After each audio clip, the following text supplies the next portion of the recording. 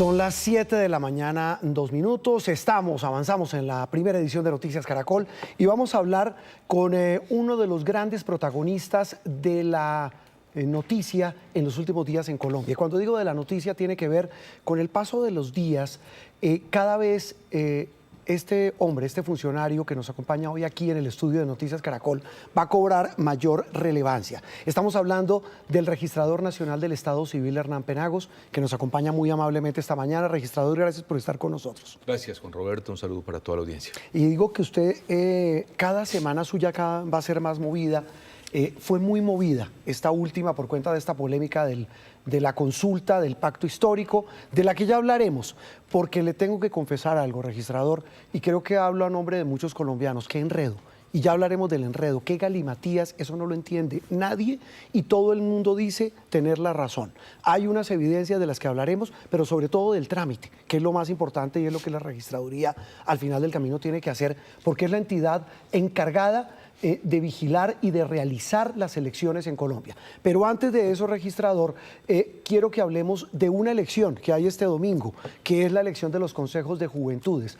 Nicolás Rojas nos va a mostrar en el Google Nicolás, y ya hablamos, registrador, de estas elecciones de consejos juveniles. ¿En qué consiste, Nicolás? Mire, básicamente, Juan Roberto, estos son los jóvenes que van a tener representación política ante el presidente de la República, ante el Congreso de la República, precisamente para tomar decisiones e influir en las decisiones para los jóvenes del país. Pero empecemos hablando sobre lo que se va a elegir el próximo domingo, porque el censo electoral de esta elección es muy importante. Está conformado por 11.702.436 jóvenes habilitados, Juan Roberto, para votar este domingo, de los cuales 5.824.000 son mujeres y 5.878.000 son hombres. Pero adicionalmente, el desarrollo de las elecciones de los consejos municipales de la juventud, se habilitaron 6.372 puestos de votación en todo el país, para un total de 19.869 mesas dispuestas precisamente para garantizar el acceso al voto. Recordemos que esta es la segunda elección para los jóvenes. Ahora, esta jornada, hay que decirlo, se inscribieron un total de 45.183 candidatos para, escuche este dato, ocupar cerca de 11.012 curules que están disponibles precisamente para esto, Juan Roberto, para tomar decisiones para los jóvenes. Bueno, registrador, gracias, Nico. Registrador, ¿qué son esos consejos de juventud? Bueno, los consejos de juventud son unos estamentos, corporaciones si se quiere, que fueron creadas ya en el año 2018. Es el segundo momento de la historia de Colombia donde se van a elegir y que permiten que los jóvenes de manera popular, 11.700.000 de ellos, como bien se decía, puedan elegir a sus representantes en cada uno de los municipios de Colombia que van a tener diálogo. ¿Cómo los escogen? Con los alcaldes y con los estamentos municipales para definir la política pública de los jóvenes. ¿Cómo se eligen? Los jóvenes, 11.700.000, van a votar el próximo domingo 19 en una jornada ordinaria, común y corriente, como cualquier jornada electoral en Colombia, de 45.000 candidatos que hay en todo el territorio nacional. Es muy importante porque los consejos municipales de juventud permiten acercar a los jóvenes a las realidades políticas y públicas de Colombia, porque permiten que en cada municipio se sienten con los alcaldes a construir el plan de desarrollo, a definir los proyectos, los programas, las obras que se requieren para los jóvenes. Es lo que uno llama, tienen voz y voto. Sin duda. Y si usted revisa un poco, por ejemplo, después del estallido social en Colombia que se pretendía, o se hablaba un poco de la falta de participación de los jóvenes, este es un gran estamento. Participan jóvenes entre 14 y 28 años. Digamos, aquí hay un tema interesante, los jóvenes de 14 y 17 años, que si usted recuerda, cuando estábamos jóvenes, poca cercanía teníamos con lo público, mucho menos con los temas democráticos, pues hoy tienen la oportunidad, primero, de ser jurados de votación, digamos que ahí se van preparando, y segundo, de participar como candidatas y candidatos y poder representar en esos consejos municipales, que insisto, los alcaldes municipales tienen la obligación de reconocerlos como estamentos y sentarse con ellos para definir la política pública de los jóvenes. Y en segundo lugar, es una forma de promover, Juan Roberto, la participación democrática, de mejorar la participación en Colombia, de hacer que los jóvenes se interesen mucho más por lo público, las ideas se puedan tramitar, los jóvenes puedan también ejercer liderazgos locales. Luego, este domingo, ojalá los jóvenes se animen, salgan a participar y va a ser muy fácil. Los jóvenes entre 14 y 17, que son menores de edad, pueden votar en cualquier puesto de votación. Son 20.000 mesas, 6.700 puestos de votación y en cualquiera, el que les sea más cercano, simplemente se acercan y votan. Y los de 18 a 28 votan en los lugares donde han votado regularmente o donde inscribieron su cédula. Llego y pido un tarjetón. De acuerdo. Si soy un muchacho, obviamente, es un pelado de estos, un pelado, ya quisiera uno ser pelado, volver a ser joven. Un pelado llega y pide su tarjetón, lo marca y marca por un candidato. De acuerdo. Entonces, un joven llega a cualquier puesto o mesa de votación. Si es mayor de edad, ahí aparece registrada su cédula. Si no lo es, simplemente muestra su tarjeta de identidad. Están los jurados de votación. 100.000 jurados se definieron para esto, que van a estar recibiéndolos. Están los tarjetones con los números y van marcando el número del candidato de su elección. Hay que decir que hay candidatos en toda Colombia, 45.000. No hay municipio de Colombia donde no existan unos candidatas y candidatos que están aspirando a ello. Así que es muy sencillo. ¿Qué pasa, registrador, si yo vivo en un pueblo de Antioquia? Un muchacho de estos, yo no, otra vez, mire, un muchacho de un pueblo de Antioquia quiere votar, ¿se puede ir a Medellín y vota si es menor de edad? Si es menor de edad, entre 14 y 17 puede hacerlo en cualquier lado. Entonces pensemos que ese fin de semana, por cualquier casualidad, el menor de edad está en un municipio diferente a donde reside, solo tiene que pasar a cualquier mesa de votación del municipio donde se encuentre ese día y sale a votar. Si es mayor de edad, sí debe hacerlo en el lugar ordinario donde ha votado o donde inscribió su cédula. Una pregunta muy mezquina. ¿Estos elegidos, estos jóvenes, tienen salario? No, no tienen salario. Hay algunos alcaldes, por ejemplo, aquí en Soacha, que han definido políticas públicas internas, presupuestales, para entregarles algún tipo de reconocimiento por cada una de las sesiones que hacen. Pero legalmente no las tienen, es decir, cada alcalde lo determina. El año entrante, con la Procuraduría y la Registraduría, vamos a hacer toda una tarea de revisar, solicitar y acordar con los alcaldes que estos estamentos sean bien recibidos, se les abran los espacios adecuados y tengan la participación que se requiere. Luego aquí tienen una gran posibilidad los jóvenes entre 14 y 28 de formular política y de construir, si se quiere, los proyectos para ellos mismos. Eso es fundamental, lo que usted dice es clave porque es construcción de democracia, el registrador. Usted habla que la primera elección fue en el 2018, ¿cierto? Sí, hace 4 años. Hace 4 años. Fue la primera elección.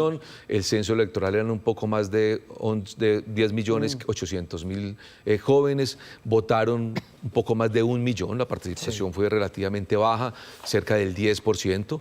Hoy el censo está en 11.700.000 y aspiramos que voten muchos más. Se inscribieron un número más importante de los que se habían inscrito hace 4 años, insisto, 45.000 candidatas y candidatos. Eso ya nos anima y nos permite entender que va a haber buena participación. Los alcaldes y los gobernadores tienen la obligación, el deber, porque así lo define la ley, de promover ese proceso. Estamos hablando con ellos para que ese día hagan tareas de incentivos para que los jóvenes participen. Bueno, estamos haciendo 1000 cosas para que los jóvenes entiendan que se trata de un estamento de ellos y para ellos. ¿Qué cálculo tienen de votación este domingo? Pues es muy difícil, no tenemos, digamos, un cálculo preciso, pero en la medida en que logremos superar el nivel de votación que se tuvo hace 4 años, yo me siento tranquilo. Lo digo porque las instituciones van creciendo con el tiempo.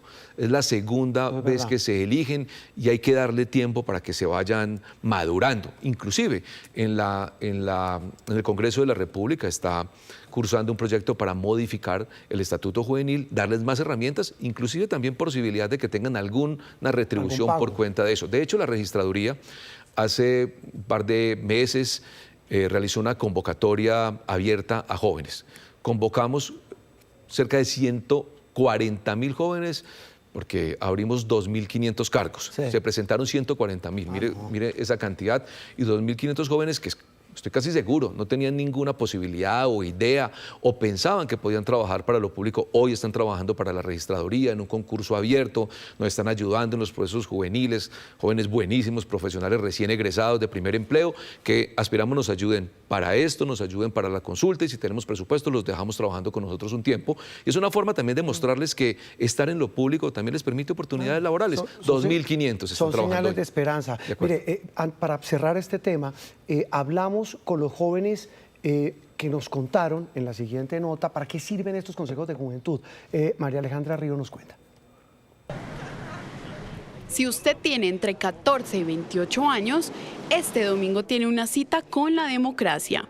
Más de 45.300 jóvenes se inscribieron para representar durante los próximos 4 años a la juventud en el país. Preguntamos en las calles si saben sobre esta instancia de participación. Sí, lo tenía presente. No tenía idea. Sí, yo voy a ser jurado de votación. No tenía ni idea. ¿Y tampoco sabes cómo funciona? No. Los consejos de juventud son espacios de diálogo entre los jóvenes y las autoridades locales. Desde allí pueden presentar propuestas, hacer veeduría a la gestión pública y promover iniciativas en temas como educación, empleo, medio ambiente, salud mental y participación ciudadana, como lo hizo Kevin Cerquera, uno de los primeros consejeros en Colombia. Tuvimos 2 logros muy importantes dentro del departamento y dentro de la nación. Logramos que se desembolsaran 5.000 millones de pesos para proyectos para los consejeros y los plataformados de juventud. Quiere decir que más o menos por municipio se les entregaron dentro de 62 millones a 67 millones a 67 municipios que cumplieron los requisitos. Dana Vargas, actual consejera por Bogotá, ha hecho parte de las decisiones que se han tomado para los jóvenes en la ciudad. Logramos incidir en el Plan Distrital de Desarrollo, logramos incidir en proyectos de acuerdo para beneficiar a la juventud pues, trabajadora y no trabajadora como tal. En otras ciudades también se ha visto el trabajo realizado por los consejos de juventud, como es el caso de Medellín, en donde se adelantaron proyectos para la inclusión y la diversidad. Un joven que está participando en las instancias juveniles es un joven al que le estamos arrebatando a la guerra. Y en la ciudad de Medellín también nos tenemos luchas muy hermosas. Por ejemplo, la ciudad de Medellín se ha dado luchas, por ejemplo, alrededor de las personas señantes. 11.702.000 jóvenes en Colombia están habilitados para participar de esta jornada democrática.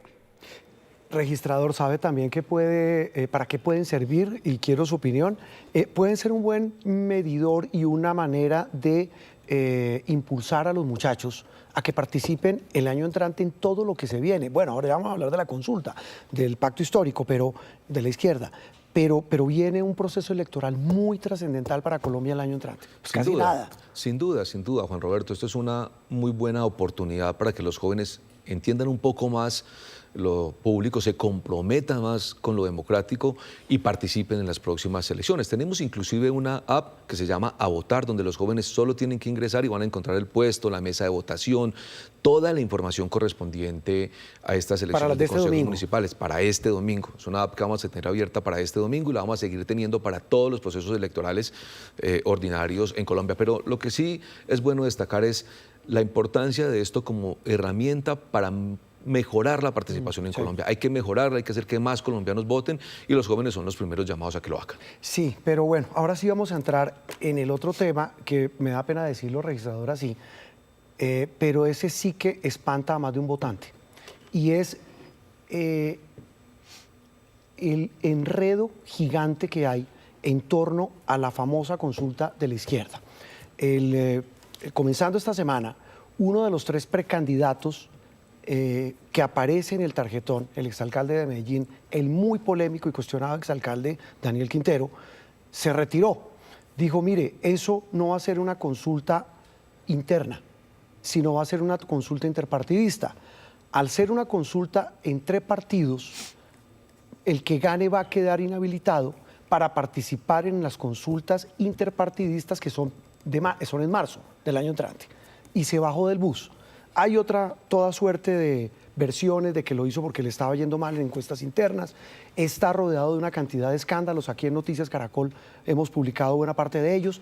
Pero más allá de esta histeria, queríamos con usted definir qué va a pasar el 26 de octubre, fecha para cuando está prevista esa consulta en la que se inscribieron estos candidatos y que fue avalada por el Consejo Electoral y organizada por la Registraduría. Bueno, lo primero que hay que precisar es que el próximo 26 hay consulta en Colombia. Los partidos, 3 que están participando, el Polo, Comunista, tienen garantizado que el 26 se va a llevar a cabo esa consulta para 3 estamentos: presidencia, Cámara y Senado de la República. Hoy no hay ninguna decisión de la que se pueda decir que está suspendida, aplazada o cancelada la consulta. Entonces, primer tema que hay que dejar claro, hay consulta el próximo 26 y en eso no puede haber duda. En segundo lugar, se van a disponer cerca de 20.000 mesas de votación en todo el territorio nacional. Eso es este domingo en 8. El 26 de este domingo en 8, 20.000 mesas, más de 140.000 jurados de votación ya están capacitados y listos para prestar ese servicio. Tenemos todo el proceso para hacer el conteo y divulgar los resultados y hoy, digamos, la parte administrativa de apoyo electoral y logística del proceso electoral está avanzando sin ninguna dificultad. ¿Cuánto vale esa consulta? Esa consulta cuesta alrededor de 140.000 millones de pesos los apoyos y otros 60.000 millones de pesos en todas las tareas administrativas de la registraduría, así que cerca de 200.000 millones de pesos. Bueno, la bajada del bus de uno de los precandidatos, el retiro de uno de los precandidatos, ¿qué implica para esa consulta en materia logística, administrativa y organizativa, como usted nos está diciendo? Lo primero es que administrativamente no implica nada, porque las tarjetas electorales ya están impresas. Es imposible, jurídica, presupuestal y materialmente, reimprimir otras tarjetas. ¿Qué fue lo que pidió una de las precandidatas, Carolina Corcho? Digo, hay que reimprimir porque se va a confundir al elector. Incluso el que se bajó, que es Quintero, el exalcalde, dice: no quiero que cuenten los votos que va a haber por mí. ¿Se van a contar los votos por él? Ok, entonces lo primero es que es imposible reimprimir tarjetas y no es simplemente por la tarea de hacer un proceso de reimpresión, es porque esas tarjetas, además de imprimirlas, hay que distribuirlas. Y llevar tarjetas electorales a 20.000 mesas en menos de una semana en Colombia es imposible. Hay mesas urbanas, rurales, en todo el territorio nacional. Es decir, materialmente no es posible hacerlo. No es falta de voluntad, es simplemente que no es posible. Y tenga la absoluta seguridad que si la registraduría accediera a reimprimir las tarjetas electorales, fracasaría el proceso y fracasaría la identidad. Yo no puedo permitir eso, porque hemos organizado el proceso con todo juicio y lo hemos hecho muy bien.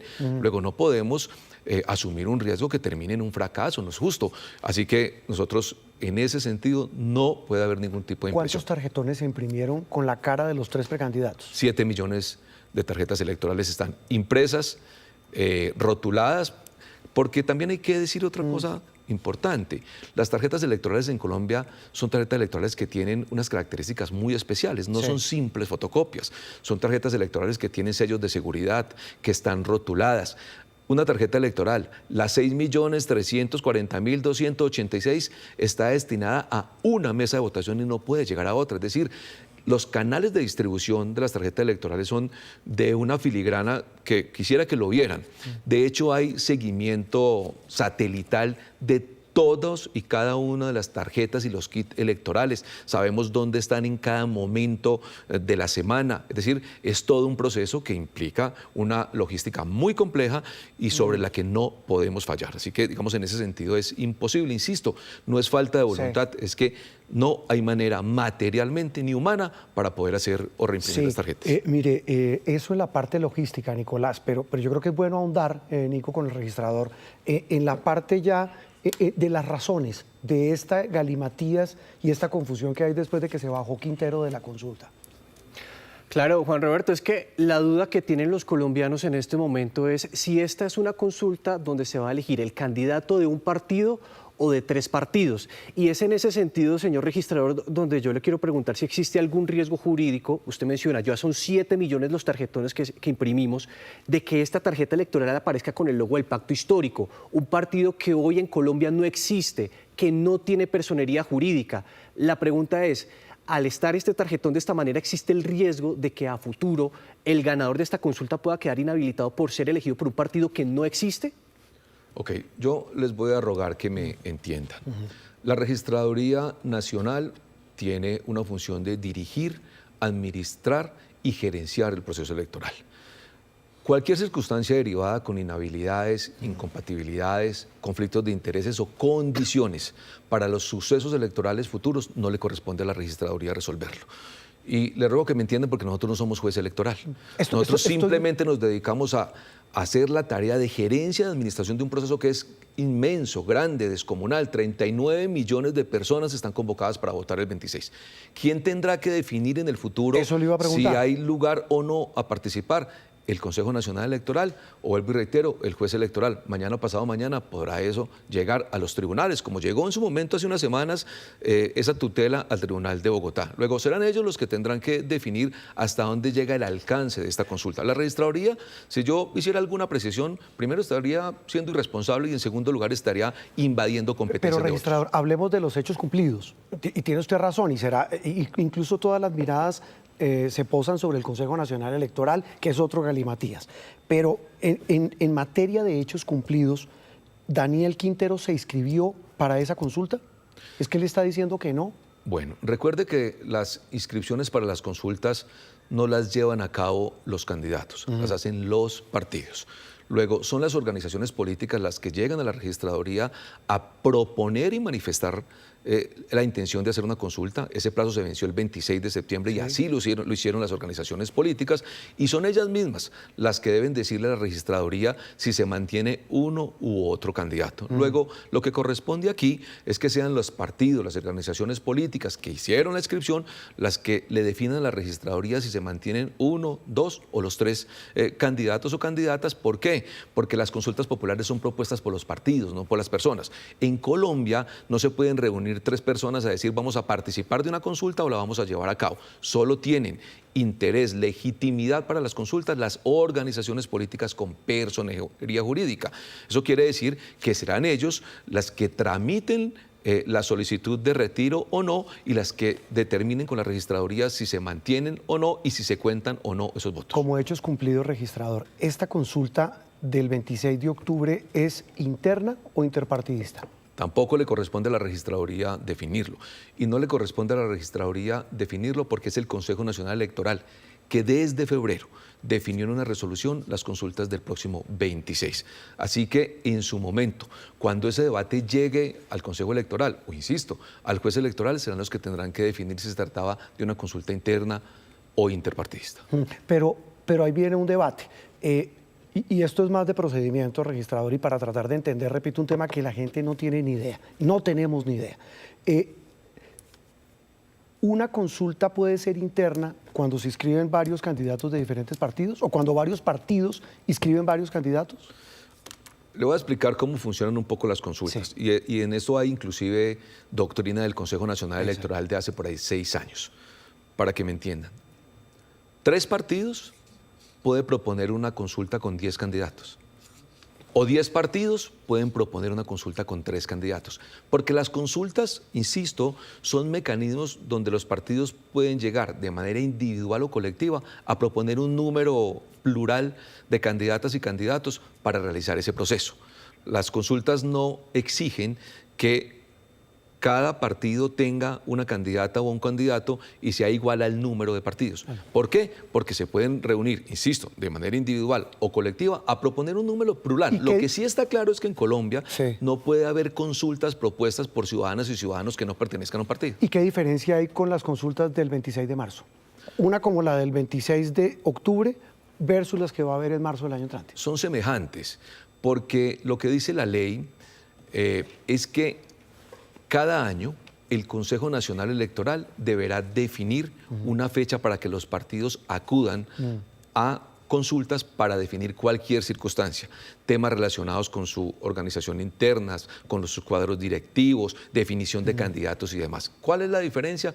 Que es un año diferente, pero cada año, óigame bien, sea un año electoral o no, el Consejo Nacional Electoral define una fecha para consultas porque así se le ordena la ley electoral en Colombia. Entonces, este año, desde febrero, óigame bien, desde febrero, el Consejo Nacional Electoral definió el 26 de octubre como fecha de consultas para las y también consultas internas. Para las consultas. Y el año, no, internas o interpartidistas. En octubre. En octubre, la que se van a llevar a cabo el 26. Y en marzo, nuevamente, el Consejo Nacional Electoral define en el marco de las elecciones de Congreso, que son el 8 de marzo, nuevamente la posibilidad de que los partidos participen de consultas internas o interpartidistas. Sí, señor registrador, quiero detenerme también un poco en el tema de los 3 candidatos de la consulta del pacto histórico. Y le pregunto lo siguiente, ¿ya hay solicitud formal por parte del Polo, de la UP o del Partido Comunista para retirar alguno de los 3 candidatos? Es que se lo pregunto porque entiendo que si estos 3 candidatos están inscritos para esta consulta es obligatoria su participación. Ellos no pueden salir a decir en redes sociales que ya no participan. 2 cosas. La primera, las fechas para modificar elementos relacionados con las consultas ya pasaron. Eran el 26 de septiembre con modificaciones hasta el 3 de octubre. Luego hoy no hay posibilidad de llevar a cabo ningún tipo de modificación simplemente porque los plazos electorales son perentorios. En segundo lugar, al día de ayer, no sé si hoy en la mañana, no había llegado, pues digamos, una comunicación por parte de los partidos respecto de la decisión de algún candidato. No ha llegado. Y tiene que llegar porque fueron ellos los que postularon a quienes quieren participar en la determinada consulta. Así que nosotros esperaremos a que estos partidos pues, le informen a la registraduría en qué términos aspiran y esperan que se contabilicen los votos del próximo 26. ¿Por qué lo digo? Sí. Porque la registraduría aquí cumple una única labor. La primera, de organizar todo el proceso y de llamar a 39 millones de personas para que salgan a votar. Y la segunda, de recoger esa información e informar los resultados de cada una de las mesas y consolidarlos. Sí. Hasta ahí llegamos. Después de la información de los resultados de cada una de las mesas y la consolidación general para Cámara en todos los departamentos, Senado de la República y Presidencia, estos partidos reciben esa información y son los encargados, por ejemplo, de evaluar si existen reclamaciones, si existen algún tipo de precisiones respecto a alguna mesa, si alguna o alguno de los candidatos ejercen derechos, digamos, respecto de los resultados. La registraduría llega hasta la comunicación, la consolidación y la divulgación del resultado. Cualquier tipo de reclamación, inclusive la definición de quienes van a participar o quienes resulten triunfadores en ese proceso, la debe otorgar esas organizaciones a través de un acto administrativo. ¿Por qué? Porque así están definidas las consultas, a diferencia de unas elecciones ordinarias donde existe un deber de la registraduría de contabilizar los votos y divulgarlos y luego unos jueces de la República son los que declaran los resultados. Pero ya estamos llegando a la fase final de la entrevista, registrador. El domingo 26, ¿quiénes pueden votar en esa consulta? Todas y todos los colombianos mayores de edad, 39 millones, un poco más, están convocados para salir. ¿Que es el mismo censo del año entrante? Digamos. Un poco menos porque en este caso no tenemos consulta en el exterior.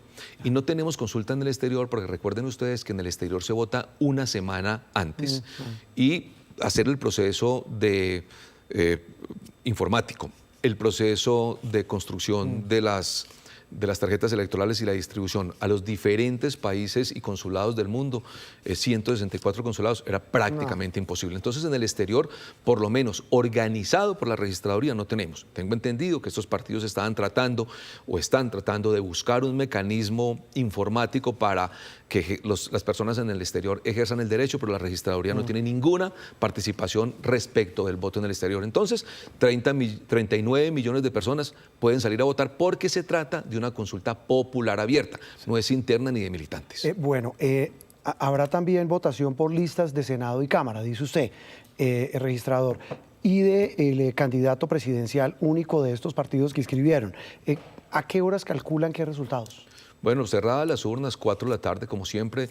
Creo que todo el proceso de conteo de votos, como siempre, es un poco más largo y demorado el de Senado y el de cada una de las cámaras. Vamos a iniciar contabilizando lo que tiene que ver con presidenciales y yo calculo que en una hora larga ya tendremos, digamos, datos muy claros. Recuerden que esos datos son informativos. La registraduría no declara resultados en el caso de consulta. Son los partidos los que con esos datos declaran quién o cuáles son los que van a ocupar las listas para Cámara, las listas para Senado y los de presidenciales. Eso es clave, esa precisión. Registrador, en medio de toda esta tormenta, de este berenjenal, ¿usted siente que hay una campaña de desprestigio contra el aparato electoral que es tal vez de los tesoros más preciados que tiene nuestra democracia?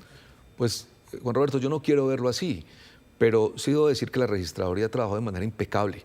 Hemos hecho 8 reuniones, por ejemplo, para socializar todo el proceso de las consultas. Se ha atendido a cada uno de los partidos con detalle, explicando cómo es el proceso, mostrando e inclusive invitando a cada uno de los simulacros. Hemos llevado a cabo simulacros, revisiones, tarjetas, diseños, impresiones. La registraduría ha trabajado con mucho juicio. Yo lo único que aspiro y espero es que nos dejen al margen del proceso político, nos dejen al margen del debate político en Colombia. Permítanos trabajar técnicamente, que lo sabemos hacer muy bien. Hay gente trabajando con mucho detalle y con todo el entusiasmo, porque la registraduría tiene unas capacidades técnicas muy altas.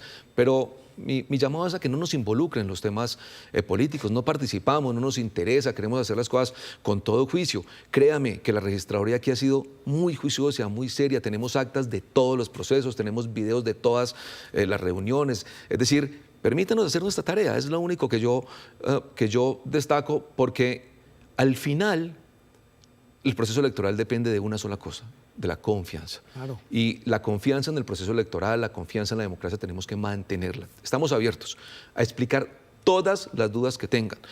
Estamos abiertos a mostrar todos los detalles, como lo vamos a hacer, de la parte contractual, de la forma en que se van a llevar los kits electorales, de cada uno de los diseños, publicación. Vamos a publicar 760.000 actas en las elecciones de Congreso y Presidencia, Congreso, Cámara y Senado, y 370.000 en las elecciones de Presidencia de Colombia. Nunca en la historia de este país la ciudadanía va a poder acceder a cada una de las actas de todas las mesas, del rincón más apartado de Leticia, de Riohacha o de Vichada. ¿Para qué? Para que cuando la registraduría divulgue los resultados, simplemente comparen si esos resultados son los reales con los documentos físicos que diligencian los jurados de votación. 700.000 colombianos y colombianos a quienes yo agradezco. Eso es como las actas, si uno ve las elecciones en Venezuela, las famosas actas. Claro, ¿qué fue lo que pasó en el vecino país? Que nunca se publicaron. Y por eso, unas fotos que tomaron los testigos electorales fueron los que dieron pie para definir el resultado. En este caso les vamos a publicar todas, cada una de ellas, pero además vamos a permitir que los testigos electorales de todos los candidatos y de todos los partidos políticos tomen la foto del acta. Ahí, en caliente, en el momento del conteo de los votos, para que todo el mundo pueda revisarlas y verificar los resultados. Pues de parte nuestra, registrador sabe que aquí estaremos para ayudar a contribuir en ese proceso de transparencia, que usted dice, yo creo que es el activo más importante que tiene Colombia en su aparato electoral.